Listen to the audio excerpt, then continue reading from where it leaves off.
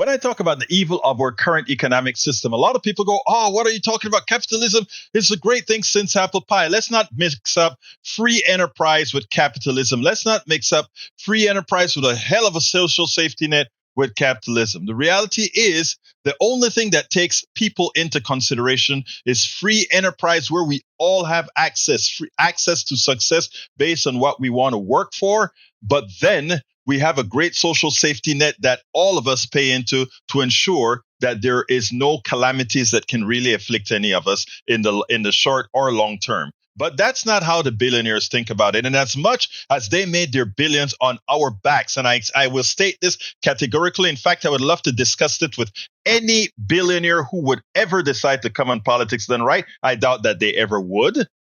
That they have made their money not on their intellect, but the intellect of others and on the work and worth and labor of others. But anyway, I want you to listen to this piece about billionaires funding Trump and why they're doing it, etc., etc., etc. And then I want you to listen at the end, the kind of power that these guys want to talk about. And Stephanie Ruhle, I love the way the question that she asked at the end. Listen, then we'll take it on the other side. Hedge fund billionaire Bill Ackman is leaning toward backing Donald Trump in the presidential election. Ackman had endorsed Nikki Haley during the primaries and previously has donated to Democrats. This news follows the recent announcement by another Wall Street billionaire, Steven Schwartzman, that he would support Trump as a, quote, vote for change. Let's bring in co-anchor of CNBC's Squawk Box, Andrew Ross Sorkin. He also is a columnist for the New York Times and NBC News senior business analyst and host of the 11th Hour, Stephanie Ruhle. Good morning to you both. Steph, I know you've been working the phones all night after this verdict came down, talking to some of your sources on Wall Street. So what is the calculus for somebody like Bill Ackman? Is it as plain as it sounds, which is lower corporate taxes, less regulation, and the like? Listen, I'm not going to speak to Bill specifically, but remember, it was a year and a half ago. All sorts of big GOP donors, Wall Street guys, were like, you know what, we're done with Trump. It's time for a Ron DeSantis or a Nikki Haley. And they thought he had too much baggage. They weren't happy with January 6th. But lo and behold, Nikki's not an option. Ron's not an option. And they are remembering Donald Trump is a transactional guy, and so are they. They know that if you side with Trump when he's down, which he clearly is now, doesn't really cost you anything. And come 6 months from now, when and if he's the next president, that's an extraordinary get out of jail free card for them, right? Look what Donald Trump did just 2 weeks ago. He had that meeting with oil execs, and he basically said, you guys give me $1 billion, you can get whatever you want. We're not talking about your average Wall Street investor. We're talking about the biggest of the big guys. And whether it's the FTC or the SEC, they know they've always got a regulator on their tail. And to have somebody in the White House, yes, it's corporate taxes. Yes, it's deregulation. But more than that, it's to be able to control the rules. That's a huge win. And Trump will give that to them.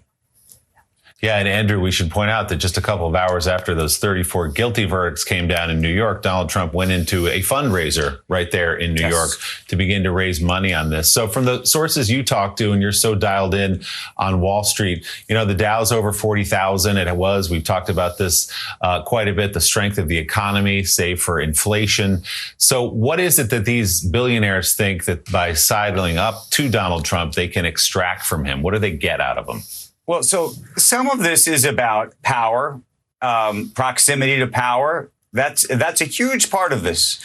Some of this is about what's going to happen in 2025 when the Trump tax cuts expire and what comes next. So there's the financial component. And then when you look at somebody like Bill Ackman, actually, he's somebody who was, and I think he's the most surprising switch so far, because he was a long time, a very vocal very vocal Democrat who had backed Democrats financially before. But he's somebody who I think, on the whole, has taken the position that he's unhappy with what's going on around DEI issues in America, what's happening on university campuses, what's happening in Israel, and the way that the Biden administration's reacted, and frankly, with the age of Biden. I had thought, I've talked about on this broadcast before, that he had a different view. I didn't know if he would go with Trump. I actually thought that he was still holding out some kind of hope that there was third unicorn that was going to emerge to take Biden's spot. But it appears that he is, in fact, going towards Trump. At one point, though, about the market today in terms of reacting, the market's not really reacting, but we should focus on what's called Predicted. This is a website where people actually can bet. They can bet on who's going to win. And for a brief moment, Trump, who had been up because it follows the polls, went down yesterday. But he's now winning again. And I just say that not because it's going to happen that way, but because I think people need to recognize and focus on the fact that those numbers are suggestive, at least, of something in this moment, as surprising and shocking as that may be. Hold on, Willie, I know we're out of time, but can I say two things? Bill Ackman was looking for a third unicorn. Let's remember, there was a moment when he was hot on Vivek Ramaswamy. There was a moment when he was hot on RFK. He's hot on power. And when you go back to Bill Ackman and his take on the college protests, I would remind you of this. It was Bill Ackman who said all of those college students should have their names and their faces and their identities public, because I do not want to hire any one of them at my company one day. Yeah. So the question to ask Bill Ackman today is, well, would you hire somebody who is convicted of 34 felonies?